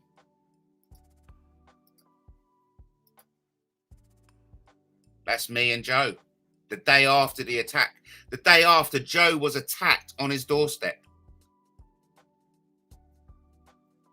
A man who plans to stand as an MP has been arrested on suspicion of causing actual bodily harm and affray. Brighton Kemp Town prospective candidate Joe Nilsson has denied any wrongdoing over the alleged incident at his home, the so-called murder house, on Friday. The disabled 63-year-old said he was standing for the election in 2015 as an independent candidate after getting a grant from a government fund for disabled people. He said police were called to his house in South Coast Road, Peacehaven, shortly after midday on Friday, after a report of two men who had arrived to carry out work at their premises had been threatened by occupants. These two men tried to gain entry, and when I came to the rescue of Joe, I saw them punching Joe on the chest. I saved Joe's life, but yet we were arrested for affray. Officers also arrested Mr. Nilsson's colleague, Matthew Taylor, 43, on suspicion of affray. That's me, Matthew Taylor. Both have been released on bail while Inquiries continue. Speaking to the Argus, Mr. Nielsen said there was absolutely no way he had attacked anyone. He said, I'm a 68-year-old disabled pensioner. I am a very disabled person. The police kept me in custody for 12 hours and I'm still running as MP. He later pulled out because the stress was too much for him. The original plan was that Joe Nielsen ran as MP for Brighton Kemptown and I ran as an independent MP candidate for Lewis. We were combining our resources and using the same election office. Mr. Taylor said he would also be running as an independent MP candidate in Lewis. He said he was also innocent. Mr. Nielsen lives in the top flat of the house. He lives in a bottom flat. Here again, facts got wrong by the reporter. Mr. Nielsen doesn't live in the top flat. He lives in the bottom flat. And the front flat was our election office, in which Mr. Nielsen owns. Mr. Nielsen lives in the top flat. He doesn't, but let's carry on. Dubbed the murder house because of his connection with the unsolved 1996 murder of 19-year-old Katrina Taylor. Mr. Nielsen has painted the words murder house on the outside in an attempt to draw attention to the case in which he was a witness. 2 men were cleared in 1999 after a retrial at the Old Bailey. Mr. Nielsen said he had received funds to run as an MP from the government's Access to Elected Office Fund. He said of his bid for office, I want to bring integrity and honesty to public office and be a voice to the people of Brighton Kemptown constituency.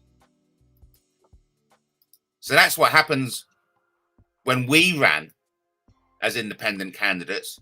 Our election office was attacked by thugs who tried to kill Joe Nielsen, a 68-year-old disabled man, a man in which I came to his rescue, but yet we were arrested. When they mentioned the Katrina Taylor connection, this was the house in which the Katrina Taylor murderers returned to on that fateful night in July 1996. Joe Nielsen witnessed the man who was involved in her murder dispose of the murder weapon down the drain. It was because Joe Nielsen gave this information to Sussex Police that they were able to find the murder weapon and charge 4 people with the murder of Katrina Taylor. Those 4 people were later allowed to walk free because of the very same corruption that is soaked into British democracy. The reason why I'm targeted, the reason why vexatious, malicious, and frivolous allegations are made against me is because I am calling out the corruption. I am calling out the connection between organised crime and democracy, organised crime and members of parliament. It goes deep, and it's been very deep since the turn of the century.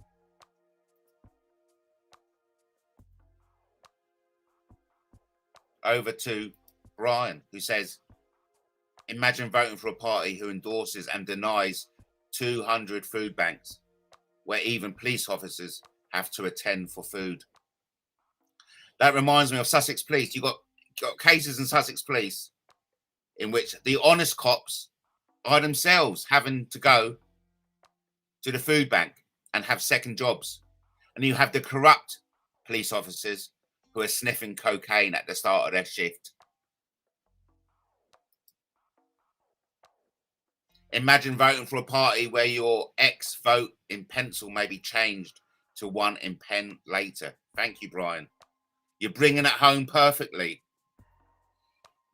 What a disgraceful, stinking, corrupt system we all live under.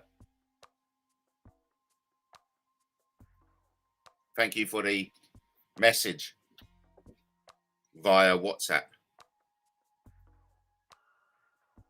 We're coming up to 2 hours. Thank you ever so much, everyone, for joining me. Of course, there may well be a follow-up. Still, serious questions haven't been answered. Questions like, what is the complaint? How serious is it? But just for the moment, a little promotional break. They say I've done wrong, but the truth's not strong. False tales in the night, just trying to pick a fight. Politically driven and scheme, fake news in the mainstream. Oh, my crown stay clean, I ain't done what they mean. Oh, excitations, always clear. False claims in the air, stand tall, never fear. Truthful life of the day.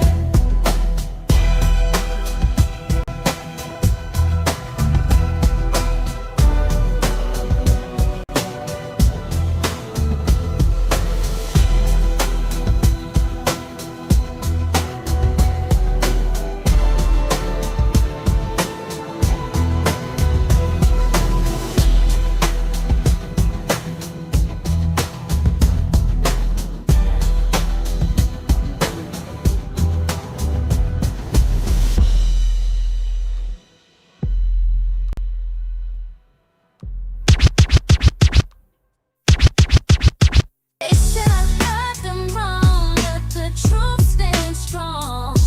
False tales in the night, just trying to pick a fight. Politically driven scheme, fake news in the mainstream. Hold my crown, stay keen. I ain't done what they need. Vexatious, so it's clear. False claims in the air, stand tall, never fear. Truth will light the flare.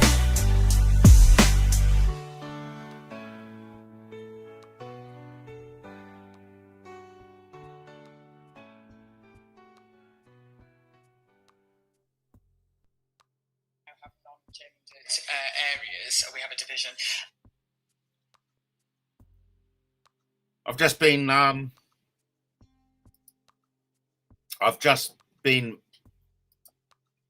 YouTube myself and Googled Lloyd russell-moyle and Keely, Jay Keane has got a good show up here. Let me just say.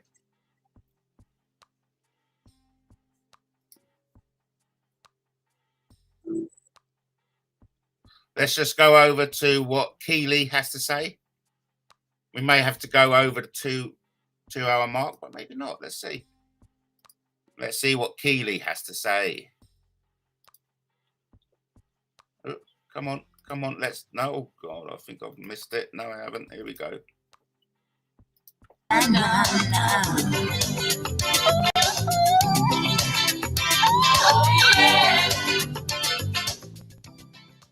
Oh, I'm not one to gloat. I'm just not. I'm really not one to gloat. Definitely not one to gloat, but I think he's running scared. Isn't it convenient? I mean, look, I'm not going to say that I have it on good authority that he was frightened of me. I'm not going to say that I think he's right to be frightened. I think every single politician who's ever said anything stupid should be frightened of Party of Women. Personally, that's what I'm saying. I'm saying that every single one should be afraid. Because we are going to draw out the conversation. Look, I'm dealing with well-seasoned activists and professional women that keep having to make sure that they reaffirm and talk about things and draw boundaries and blah, blah, blah, because of the things that I say. Are we honestly thinking that the Labour Party aren't talking about Party of Women? Are we honestly thinking that? I mean, I don't know. Depends on who they put up next, but I'm thinking Thangham Debonair. Thangham is in Bristol. She is in a constituency near to where I used to live. A lot of the houses there, not the house that I lived in, but a lot of the houses there, 4-bedroom houses, are like £1 million. There's a lot of very privileged children. Thangham Debonair used to work in the women's sector, and she said pretty much naff all about any of this issue. So She's a very nice woman. She plays the cello. I think she'd be a great person to stand against. Bristol's not very far from me either. But, just a minute. I wonder if this still works. The winner takes it all. The loser is standing small. Oh, Lloydy. All you had to do was keep people in check and not be a horrid little misogynist. Maybe this 8-year-old complaint or whatever. I'm not saying you made it yourself. I'm not. No, I would never say that. I would never say that the complaint or whatever it is absolutely true. I would never say that. I would never say it's really convenient. I would never say that actually wouldn't it normally be a little bit damaging for somebody in a seat that they've held just to get re-elected? Wouldn't normally be a bit damaging for a Labour Party to do that? Unless, of course, he is the embodiment of the most grotesque of wokeness in Labour. I still might go down to Brighton. I'm going to have... Everything is in flux, whatever it is. Flux. I am... look, I'm a woman that does things like that. Okay? It's why I'm not very good at some things like organisation. Because I think I can do stuff and then I just do it. But... The winner takes it all. The loser is standing small. Imagine they put up Eddie Izzard. That would be fun, wouldn't it? Ooh, that would be fun. He's a man! Oh, that would be good. But anyway, look, I'm thinking about it. I really like the idea of Brighton. But he specifically was somebody that I was looking to stand against. And, you know, maybe if they put Eddie Izzard somewhere, it would be good for me to stand. But, I'm just going to say to you.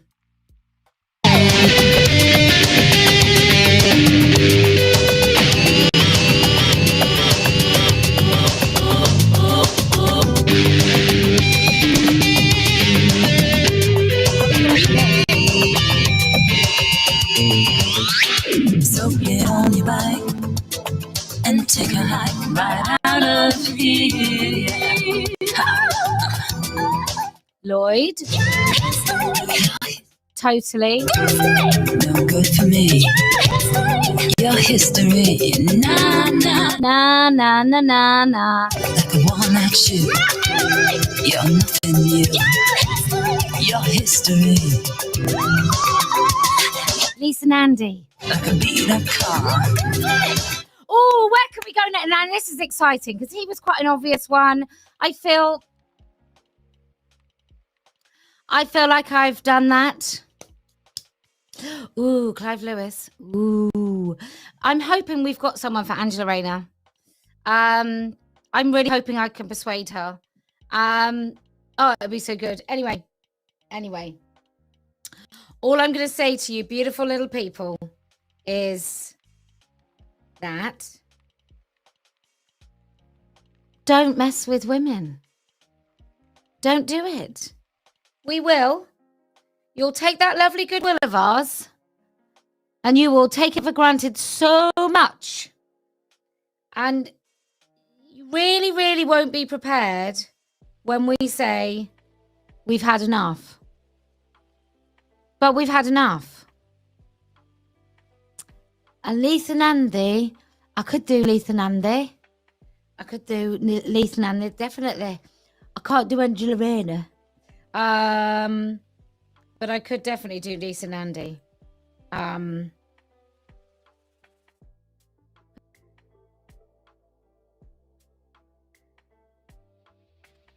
Right. Fascinating. That is very revealing. Here we have Keely J. Keane taking credit for it. If you haven't done so already, I'll put that into the chat so you can watch that yourself.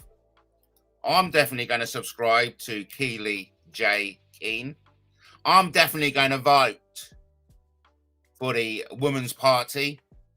I get the impression, I need to listen more, of course. I get the impression that she no longer is standing as a candidate in the Brighton Kemp Town because Lloyd Russell is no longer the MP. Listen, I'm going to wrap it up. Thank you ever so much. Like I said, this will be worthy of a part 2. I'd just like to remind you all that Keely J. Keane is implying there's more to it. Is implying there's machinations behind the scenes. Is implying that Lloyd Russell-moyle is misogynistic and a woke nightmare. There is definitely more to this story than meets the eye. I recommend everyone subscribes to Keely J. Keane. She seems to know what's happening. I, for myself, I'm going to be voting for the Women's Party. Because if anyone's going to do it, it's going to be women. Big shout out. Rest in peace, Margaret Thatcher. Over to Brian, who says, never heard of her. Nor have I. Nor have I until today, Brian. But I guess like many gruntled and affected people in Britain, she has also had enough of the political rhetoric. Yes, indeed. So listen, we are going to play out with the Lloyd Russell-moyle rap. Thank you ever so much for listening. Please join me again. If you haven't done so already, like, subscribe and share. I will be back on this story because evidently there's more to this story than meets the eye. Further questions need to be answered. What's the allegation? What and who is going to replace Lloyd Russell-moyle? What has Lloyd Russell-moyle more to say about it? What is Lloyd Russell-moyle's reaction to being called misogynistic? What will Keely J. Keane do now? I get the impression she's based in Bristol. More to this story. Until the next time, remember King Arthur loves you as much as I love you too. They say I've done wrong, but the truth stands strong. The boss tells in the night, just trying to pick a fight.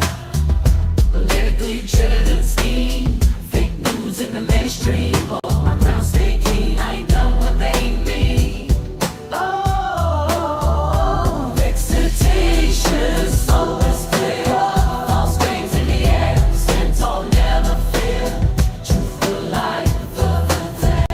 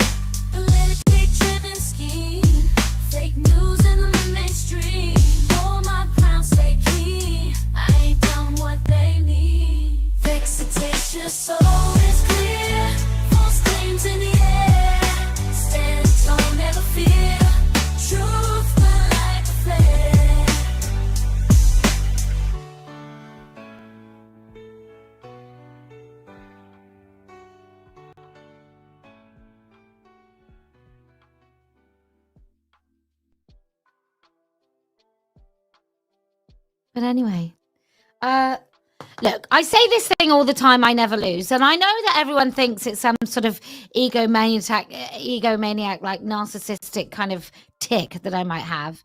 But I'm just saying, without this ego, without this self-belief, would I still be here? Without this self-belief and this ego and this absolute ability, I think I use the word annihilate the competition. Would I be in this position right now? No. Would I have abandoned this a long time ago, maybe compromised, maybe talked about trans rights? Yes. But I have this very, very healthy ego. Really rubs people up the wrong way. And men like Lloyd Russell-moyle, what he knows, what they all know, is that I will say the things that need to be said. So, I'm going to think long and hard for the rest of my evening. Who we're going to get to pull out next. Because this is fun, right? I just think people need to understand that I'm always right. And that when I set my mind to something, I always do it. I do what I say. I keep my convictions. Very pleased with myself. Look, if you want to see more MPs pull out or get banned before the general election, there's a million things you could do. And one of them is to join the Party of Women. So if you can... Oh, that's such a good song. If you can go over to be a candidate. Look, we need 100 of you.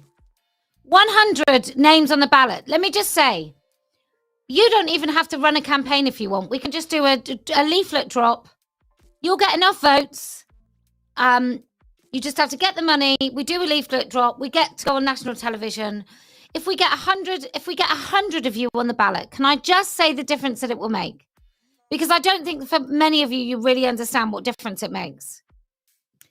It will mean 1/6 of the ballots in the country, okay, have a Party of Women logo. It means we begin to get talked about. They won't be able to ignore us on programs where nobody's actually said the truth for a long, long time. They won't be able to not talk about us on Have I Got News For You.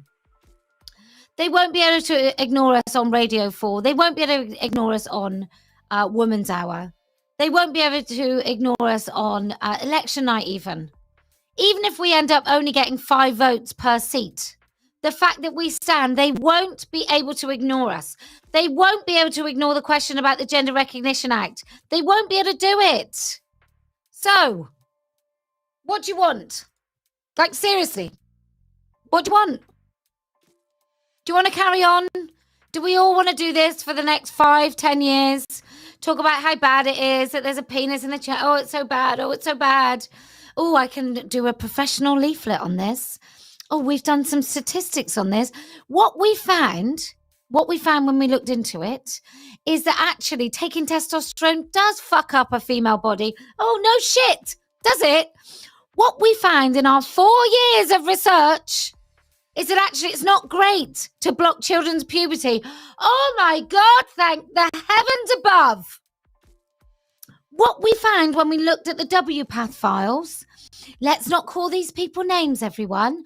What we found is that there were some butchers and doctors with delusions of grandeur that really enjoyed cutting up bodies, and they never told the patients what was at risk. Oh my God, I am shocked. I am visibly shocked. On the ballot, saying the things that need to be said, because nobody else will say them.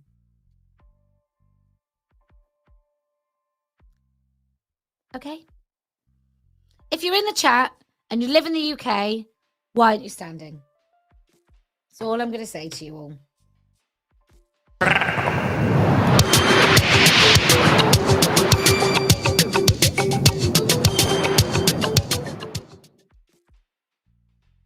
If not you, then who? If not now, then when? I'm a queen bee when the coast is. I'm a queen bee. Now I know I don't need you, dear. So wave your hand like a magic. Lloyd, russell-moyle.